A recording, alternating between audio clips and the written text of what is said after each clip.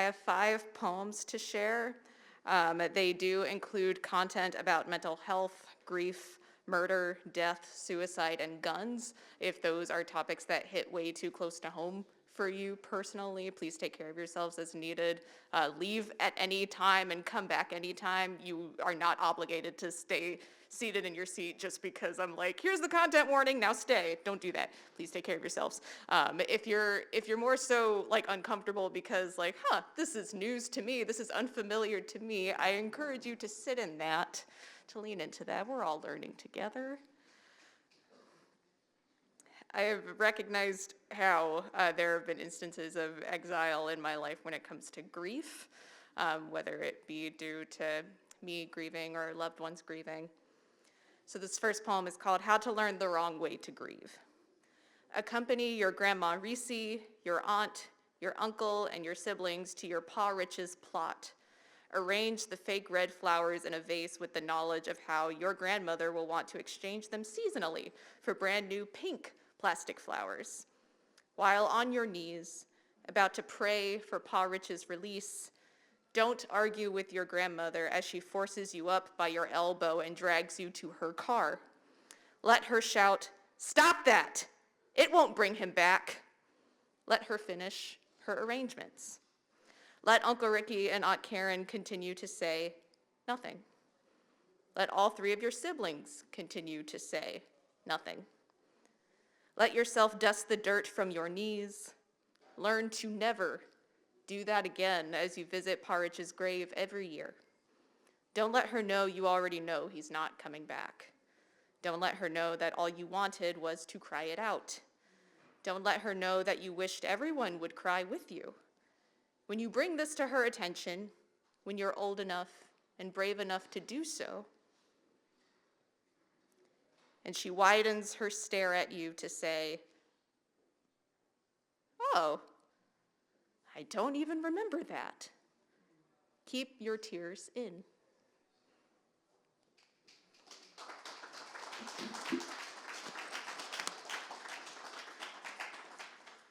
Context for this longer poem: my father-in-law, who is a veteran, died by suicide in October of 2021.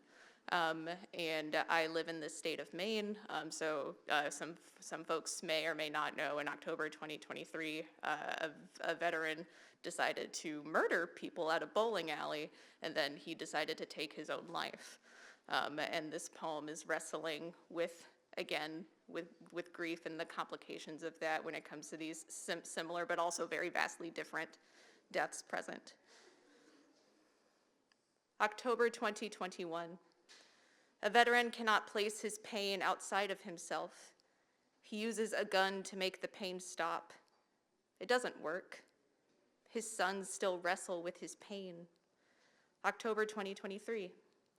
A veteran cannot place his pain outside of himself. He uses a gun to inflict pain on others. He uses a gun to make the pain stop. It doesn't work. The damage was done. His son has to wrestle with so much pain. I'm terrified to write about how my father-in-law killed himself. Out of respect for his sons, sure. There's another reason too, I can't decipher. October 2023. I couldn't sleep for 3 days after the murderer's body was found. He chose to hurt so many people online and off before hurting himself. October 2021. My partner and I couldn't sleep for 3 days after his father's body was found. The only person he ever wanted to hurt was himself. I have been holding different words in my body for a little over a week now. Words are all I have, and I don't know if they're doing my mind justice. No one cares about mental health until there's a body count. No one cared about my father-in-law's mental health outside of us. October 2021. A man uses his training with a weapon to take his own life, gets an obituary with words like suddenly and unprepared. October 2023. A man uses his training with a weapon to take 19 lives, including his own, gets numerous headlines, Instagram stories, and tweets. This world refuses to buoy or build the infrastructure it takes to heal. This world refuses to buoy or build the hard work it takes to heal. Tragedy is an inconvenience. October 2021. My partner and I take a week off from work after his father died. October 2023. Cities across the state of Maine close their businesses and lock their apartment house doors before finding out the killer died. October 2021. I can empathize with someone struggling with grief and mental illness. October 2023. I cannot empathize with someone using their struggle to justify hurt. I cannot empathize with a murderer. I can only empathize with the son he left behind. Right from the scar, not from the wound, they say. How long until I want to rip the Band-Aid off? How long before another atrocity causes sadness, anger, and exhaustion to settle in? October 2023. The man at the press conference called it a mental health nexus. I cry about the compare and contrast on my close friend Instagram story. A friend's murder trial is the same week people have memorials for the murders in Lewiston. This same world is responsible for two different men taking their lives for different reasons. October 2023. I don't live in Lewiston. I only know so many loved ones there, so I'm affected too. I don't want to write this. October 2021. I don't want to write about how my father-in-law died. October 2023. I don't want a murderer to be the reason I start writing about my father-in-law again. October 2021. There are still guns in my in-laws' house. It makes me furious. October 2023. Susan Collins still wants the presence of guns. It makes me furious. Days after the news of the murderer's death, I walk to the post office. Large signs on the windows about firearms take up space in my eyes. How much longer they'll be up, I don't know. Same thing at Portland Jetport. Overhead announcement about firearms have always been there. It just feels different now. My chest tenses, then deflates in defeat. I don't want my father-in-law painted a martyr. I don't want anyone dead by suicide, martyrs. October 2023. I can't give a poem about what happened that night because I wasn't there. I can only tell you about how late rehearsal was, how one actor didn't know what his drive home to Lewiston would be like, how the first person who texted me was my partner asking when I was coming home. October 2021. I can't give a poem about what happened that morning because I wasn't there. I can only tell you about how I was eating a bowl of Cocoa Puffs when my partner's brother called him about their father, how all I heard were wails and no, no, no, no, how when I tried to hold him, we both fell to the floor. My dad passed away. I asked him what he needed. He said, I need to go home. Tragedy is a major inconvenience.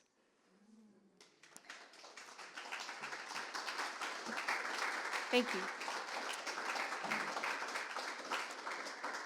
This next poem is called To Every Black and Brown Femme with Earbuds in Their Ears, and it's all the black and brown femmes that I know in Portland is who this is dedicated to. And for context, I use the term femme to describe any person of a marginalized gender, cis and trans, with any degree of femininity in their lives, where that ought to be celebrated. For context. I want to write a poem to every black and brown femme with earbuds in their ears, slowly strolling or quickly pacing on Congress Street every morning to catch a bus, catch an appointment, catch someone who had the nerve to try them.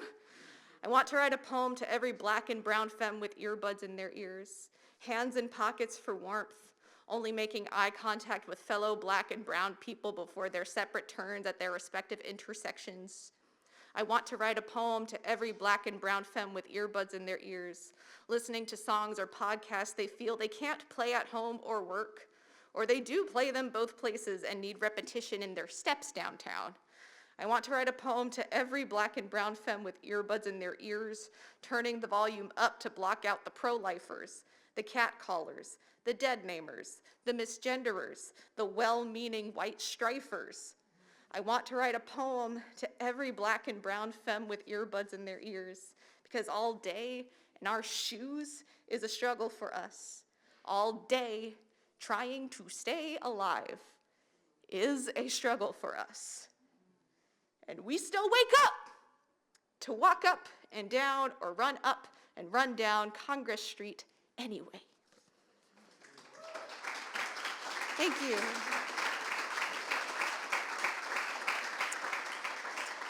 I have two more poems left. Great. This next poem, so I just read from my second collection, Refuse a Second Date, and this is another poem from that collection called An Ode to the Black Femmes Group Chat. And again, for context, I love it when black people call me girl or sis or mama. No one else outside of that group can call me that. And then also in more recent years, I had to specify trans-affirming black people can call me sis, mama, girl. I love it. This is to my cousin sending us pics from Tinder of a good-looking black dude she's seeing, instead of another white dude messaging me on OkCupid to colonize my body. This is to my sister sending us a link of a funny-ass YouTube video instead of a well-meaning white person texting me about another dead body with their caption of, "I'm sorry." This is to my friend Elder editing the pic from our night out to assign us to a different character from Living Single, instead of going to Twitter to see another overused Friends meme.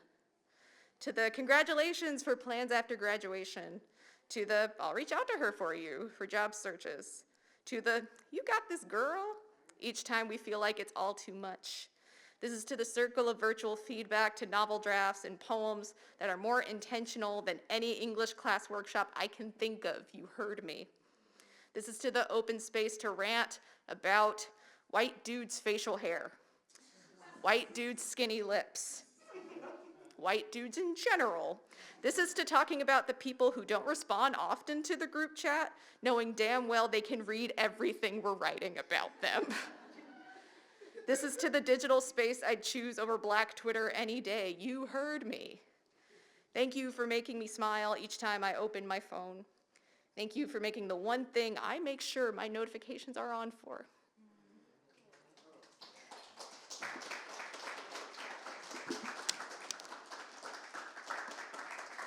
Thank you so much. This last poem is from my first collection, Judas Suicide. It is the second to last poem of the collection, called I Am Living for This. Did you know children have suitcases now that can operate as scooters? Red and blue zipping through DCA. What a way to pass the time of a layover. I am so in love with that woman's braids. What I'd give to feel fingers crafting from my scalp to my ends, to feel like a visual work of art, a masterpiece. The sweetness of the frosting of a strawberry donut? Are you kidding me? So good. I have 2 more pages of this book left, and it's always exciting to start a whole new collection. My big purple backpack fit in the overhead bin this time. Hallelujah! No forcing or stuffing today. My partner and I watched the next episode of Feel Good, and it is stunning. Neither of us are even aware of the crying that's going to come 4 episodes later. The closest thing to transformative justice on screen. Justice has to come from the internal, too. It is less humid in Portland, praise be. Praise be to the gentle sun and the on-time Lyft driver with a clean vehicle. Praise be to the pink blossoms we witness on the drive home. Praise be to the warm shower and Garnier Fructis conditioner. Praise be to rest. Real rest. Praise be to being alive. So I didn't miss it. Yeah, I wanted to finish with a poem about coming home, so thank you.